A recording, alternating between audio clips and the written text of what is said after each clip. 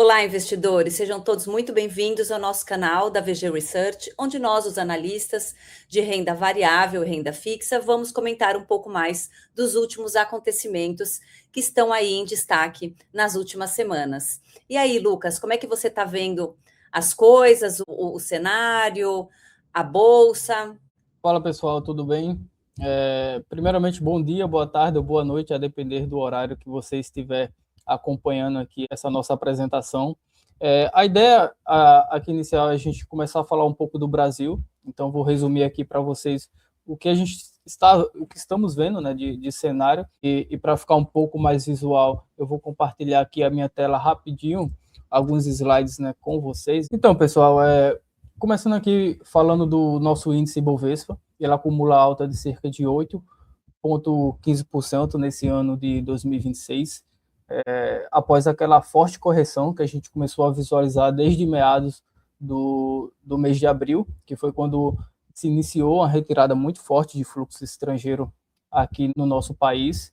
E nas últimas semanas, a gente tem observado aqui no final do gráfico o Ibovespa relativamente lateralizado.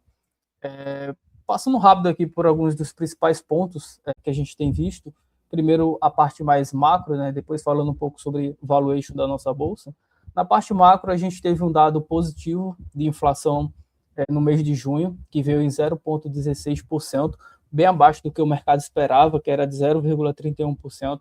Os núcleos bem comportados, o índice de difusão também veio bem positivo.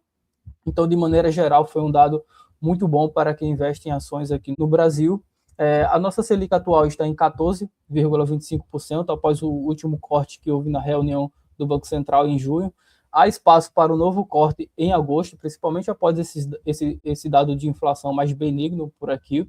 E a Selic deve encerrar o ano 2026 em torno de 14%. Então, devemos ter mais um corte e o Banco Central deve começar a parar para olhar os dados e só voltar a reduzir em 2027, a depender do cenário. Quando a gente olha para a atividade aqui econômica do Brasil, a gente teve um primeiro trimestre de 2026 positivo, puxado principalmente pela agropecuária, mas agora no segundo trimestre, os dados que já saíram do varejo de serviços já vem registrando uma desaceleração na margem.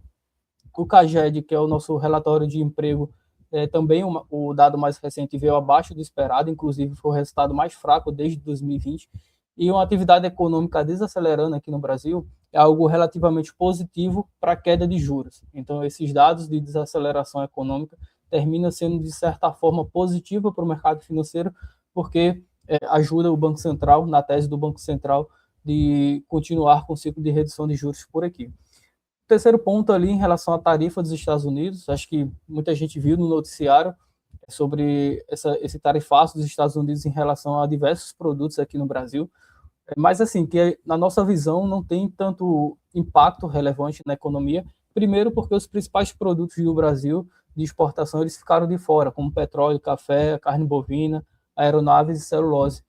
Também, mesmo que esses produtos estivessem incluídos, o impacto agregado ele é limitado porque os Estados Unidos correspondem ali a cerca de 11% das exportações brasileiras. Então, é um parceiro importante, mas não é tão relevante assim dentro da nossa balança comercial.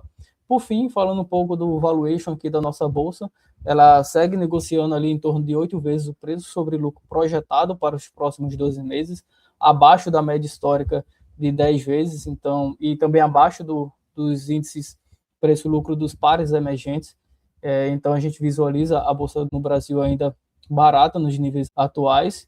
E o fluxo estrangeiro, depois daquela forte saída que a gente viu ali desde o mês de abril, ele se estabilizou e está na margem positivo nesse mês de julho agora. Então, estancou ali a queda e agora a gente vê uma certa estabilidade. Agora eu vou passar para o Guilherme falar um pouco do cenário lá fora, principalmente do mercado dos Estados Unidos. Fala, Guilherme. Bora lá. Bom dia, boa tarde, boa noite também, né, pessoal? Sempre bom falar com vocês. Antes da gente falar um pouquinho dos Estados Unidos, até complementando, que são visões que foram importantes do mercado e que casam bem com a sua fala, Lucas, se a gente for definir talvez em uma palavra esse movimento mais recente é de rotação. A gente viu aquele movimento muito forte para a tecnologia, que talvez tenha coincidido exatamente com aquele ápice do aporte do Brasil, né, que veio depois com esse primeiro movimento de saída. Então foi essa migração para um movimento de tecnologia, não só para os Estados Unidos, mas também para uma bolsas asiáticas, principalmente Coreia. Então, se a gente pegar bolsa sul-coreana performando muito bem, uma das melhores bolsas no ano, mas se a gente pega agora o, o passado mais recente de um mês, ela deve estar aí com aproximadamente 25% de queda. Então, que é exatamente esse movimento voltando um pouco para as teses de valor. A bolsa coreana, como eu disse, ela é muito concentrada em tecnologia, então basicamente metade da bolsa americana são desculpa, metade da bolsa coreana é basicamente formado por duas empresas, que é a SK Hynix, que fez a IPO há poucos dias atrás e já começou seu IPO como sendo a primeira empresa norte-coreana, sul-coreana, como em valor de mercado, atrás, seguindo em segundo lugar a Samsung. Então é um movimento bem forte de queda que culminou para esse movimento de valor. Voltando um pouco para a parte mais tradicional, né? Busca por Inclusive, empresas Guilherme, mais... Sim, desculpa te interromper só para pegar esse ponto, né? Porque eu acredito que essa estabilidade que a Bolsa Brasileira, de certa forma, até uma certa resiliência nas últimas semanas, tem muito a sim. ver com esse fluxo que você destacou, né? Porque da mesma forma que a Bolsa Brasileira, ela sofreu muito no acumulado dos últimos 3 meses, com a saída de recursos do Brasil, procurando países como você falou, Coreia, Taiwan, esses índices mais ligados à tecnologia. Agora que essas bolsas, na última semana, tiveram a realização de lucro, é natural que um pouco de fluxo estrangeiro volte para o Brasil da mesma forma que ele saiu, né? Pelos mesmos motivos que eles saíram, agora volta um pouco. Então, é um tema importante, principalmente para o brasileiro aqui acompanhar, porque se houver essa rotação novamente para valor, como o Guilherme falou, o Brasil tende a ser beneficiado novamente, porque somos um país de commodities com pouca exposição à tecnologia e termina ajudando a receber fluxo quando o investidor quer reduzir sua exposição em tese de inteligência artificial e tudo mais. Só esse ponto. Não, perfeito. Acho que culminou exatamente. O ápice a gente pode colocar bem próximo desse IPO da empresa da Coreia. E esse movimento de migração de valor segue muito provavelmente daqui para frente para o Brasil e outras bolsas emergentes. A gente vê isso agora dentro até mesmo do próprio S&P. Então, as empresas de tecnologia também, de modo geral, têm caído um pouco. Caiu de modo mais recente, a gente pode falar também desse lançamento mais recente lá que veio da China, do Kimi K3, né, que é aquela nova ferramenta de IA que promete ser bem poderosa, ou que nesses primeiros testes, com bem menos dinheiro, com bem menos infraestrutura, ela promete resultados muito próximos, por exemplo, dos modelos mais avançados do GPT e até mesmo do Claude. Então, a IA está passando por esse novo teste de rentabilidade, né? A IA vai ter que se provar financeiramente também, falando. Então, esse movimento de rotação é interessante, que passa também, como eu disse, pelas empresas de valor dentro dos Estados Unidos. Então, é interessante que a gente tem visto o S&P muito de lado por conta disso.